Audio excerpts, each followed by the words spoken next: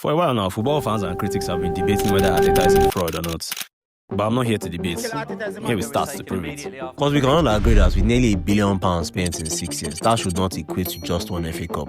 And when you compare him to someone like Klopp, who stayed 9 years at Liverpool and spent just over £1 billion, even if he went trophyless throughout those 9 years, he will still have a higher win rate than Arteta at Arsenal, with 61% of his games being won. And if you should plot that on your graph with win rate on the x-axis and the amount of money spent on the y-axis, well, Jurgen Klopp will be right around here. And his predecessor and his slot, with £42 million spent and his 68% win rate, will find himself way down here. Hansi Flick, Barcelona's new manager, with a 73% win rate, he only spent £57 million.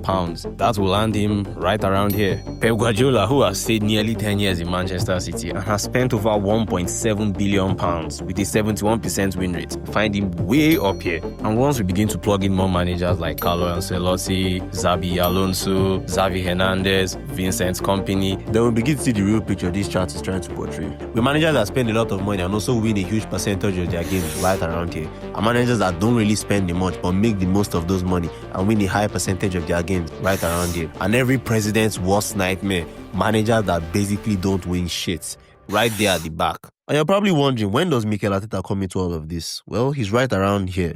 He doesn't spend well enough that we can call him an overspender, but he also doesn't win enough that we can call him an overachiever. Because while I was making this video, I found out that all the managers with a win rate of above 60% has won at least their league or an European trophy. So Arteta does not even win enough games to give himself a statistical edge when it comes to winning a major title. But don't worry, because it gets worse. Because if you take the win rate of any of these managers and divide it by the amount of money spent, you'll be able to get a value that represents how efficient they are with their money. Take someone like Hansi Flick, for example, who spent £57 million in his first season and had a win rate of 73%. He will come out with an efficiency score of 1.28. And when we use this formula to judge the other managers, we begin to find out that Mikel Arteta is at the low end of managerial cost efficiency. But you might probably say, oh, he's higher than Jurgen Klopp and Pep Guardiola. Well, you have to put in mind that these two managers in question already have a Premier League title and a Champions League. So they cover the cost by actually winning themselves a trophy. And speaking about cost, how much do you think these managers spend to actually get themselves a win? Because if we take their total amount of money spent divided by the amount of wins that they have gotten, we'll be able to get a cost per win for these managers. Or simply put, if we're buying wins throughout their tenure at their respective clubs, how much has it cost them per win?